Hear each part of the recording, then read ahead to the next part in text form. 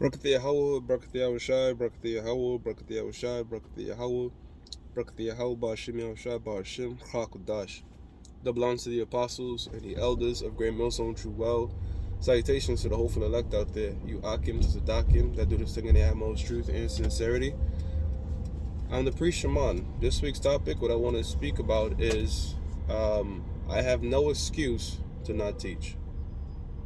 I have no excuse to not teach. Now, so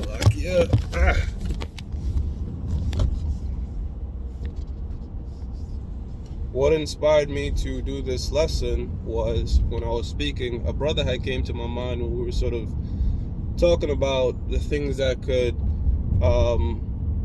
take you out of the truth, like cares and affairs of this world that could take you out the truth. Whether it be your family, and one of the biggest culprit also is your job, right? And if the shoe fits word, if you're going through this particular situation wherein you find yourself, you don't have a balance between teaching this word and your job, you already know the decision you must make. Because you can be so wrapped up in your job that you go weeks, even months without being at camp or doing videos. And this truth works very much like exercising, right? So if you're on top of your exercise game, you'll be fit, you'll be in shape. But you can't say, I believe that I'm going to lose weight. I believe I'm going to put on muscles. You could believe it, but you actually have to physically go in the gym and put in the work to actually achieve what you believe you can do. And if you become stagnant in that, you're going to put on weight, you're going to be more lethargic and sort of less inclined to go to the gym. The scriptures also says in the book of Ecclesiastes, the 10th chapter, through much idleness and slothful hands, the house decayeth and falleth through. That house represents you, pursuant to the book of 1 Corinthians, I believe 6 and 9, where it says we're the temple of the Most High, we're the Most High's building, roughly paraphrasing. There's a reason a building is called a building and it's not called a build, because you have to constantly maintain it, correct? So that's the same thing with us. We have to constantly put fixes and repairs on ourselves. And how do we do that? Being constant in teaching, going out there, reviving the spirit. Now, again, if you become idle in that, you will fall through. It's only a matter of time. So I want to let you brothers know out there that are not on point with your videos. You may be lacking in your videos and going out there in the highways and byways, all right? You brothers have to make the conscious decision and look yourself in the mirror, examine yourself, respect, read, look back at your actions, look at what you're doing right now, and think, if Yahushua was to come back right now, are you in a good position? If Yahushua was to come back right now, would you on a Saturday, would you be out there teaching with the brothers, or would you be wrapped up in your work? You see? Again, it's a balance of things. There's certain jobs, okay, you might miss a week or two, but you shouldn't be going months on end wrapped up in this fucking job and not going out there in the highways and byways, because why? That job cannot save you. 2 Timothy 3 and 15. We know the holy scriptures which are able to make us wise unto salvation. Remember, this is why the scriptures goes above rubies, it goes above women, it goes above your goddamn job and your family. All those things I've aforementioned can't save you. Your wife, your son, your daughter, your mother, your father, none of these things could save you, all right? The scriptures can save you, so we have to put the scriptures first. We have to prioritize going out there and teaching, putting up the videos before anything, And this is what the Lord tells us, man. If you're not willing to hate those things, even your own life, then you're not fit to be his disciple.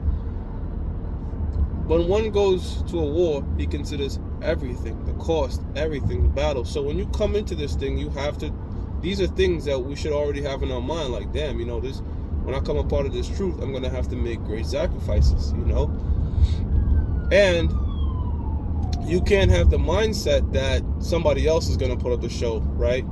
Somebody else will do the lesson. Because guess what? Apostle Zahar said this off camera. You have to envision that if you are the last person with this truth. That's how you got to see it. You got to always think, I'm the last person with this truth. There's no other brother. I'm the last person with this truth. Will the elect be edified? You see? That's the sort of the mindset you have to have. You can't be saying, you know what, this major prophecy just popped off in the news, but I know somebody else is going to do it. I don't have to worry about it. Hell no. Pretend you're the last person carrying this rock, because eventually, when all hell breaks loose, for some brothers, it's going to feel that way. You know, that's when scriptures like Micah the 7th chapter on down, when he felt like a grape that was gleaned, meaning he couldn't find any righteous brothers like that. You know, it's going to be out here. That's going to be an evident time. And guess what? The brothers that already have the mindset and treat it that way, you're already going to be mentally prepared for that battle in a situation. Because you got to think about this like this, right? What if you can't call anybody, right? We have the easy access of being on our phones and contacting brothers and stuff, but what if it comes a time when the phones are out? You don't know where anybody is at, bridges are cut off, you know? Do you have the mindset ready? And your mind fortifies scriptures and all that in you, like, you see what I'm saying? This is what we have to prepare ourselves for, you know? Because we're not only doing this thing to wake up the elect, we're doing this thing also to work out our own salvation. This is why scriptures like 1 Peter 2:10 speaks about giving the diligence. Again, you in the gym, you working out, you on shape, right? If needs be, you're not training for a marathon, but let's say a sprint was to be presented in front of you, at least you're in somewhat shape to run a sprint, right? So that same preparation has to be there. And look, at the end of the day, the Lord don't need us. You have to think like that. The Lord does not need any one of us. Yahweh Shem Yahshaka raised up stones, so don't get too comfortable in your spot, man. You know, thinking you could be lax, I'm going to fly under the radar or whatever. The Most High knows a man's heart, and if that is your mindset, you will face the repercussions of that, man. All right, so we don't have any excuses to not teach. There's no excuses to not teach, man. All right, you know what I mean? You could put up videos. All right, now let's say you physically can't go out there. All right, that's a different story. All right, but guess what? That's when you do at-home shows.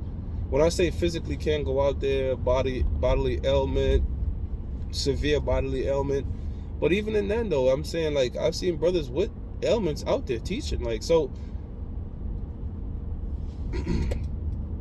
the scriptures speak about not being righteous over much, you know, and we're not putting a gun to your head. Again, it comes down to faith, you know. If you believe and have the strength that I can go out there, I'm gonna go out there. You see what I'm saying? But if a man truly believes, he will find reasons to go out there, you know, and look for a better job that prioritizes the truth first, right? You shouldn't have the truth. You shouldn't make this truth hold second priority to your life. You should be prioritizing the truth. Prioritize the truth and mold your life around the truth. You see what I'm saying? So, hey, you know how this topic came up? This topic came up when we was at camp. A woman that asked me, you know, what if I was to get pregnant and give birth on a Saturday, would you see the baby's birth? And I said, no, I'll be at camp. And that's what sort of started. That's the sort of mindset you have to have, like, and that's when we went into the fact that, look, man, you could be all wrapped up in your kid, and man, you know what, I'm gonna miss camp for the kid, and this, that, I gotta see my baby be born, and the Lord just kill that baby right in front of your face. And most of gets down like that, you see? He did it to King David, right? When you Uriah the Hittite, that first baby. He did all these things, you know, that baby ain't make it. So that's just an example. You could be trying to do all these things in the world and putting your daily life above the Lord, all right? And then the Lord do some severe shit, because the Most High could get down real dirty, like, real, like, fuck with your head type shit. Like, damn, that was fucked up. Well, wait a minute, you deserved it. You see what I'm saying? None of us is over like, I didn't deserve this. No, man, the Most High could do whatever the fuck he wanted at any point in time, because we have walked this earth many lives, all right? And none of us are guiltless, all right? So the Lord could do anything. So our best bet, Lord willing, is to stay on his good graces, man. You know, doing these shows, fasting, sort of trying to earn some brownie points with the Most High, you know?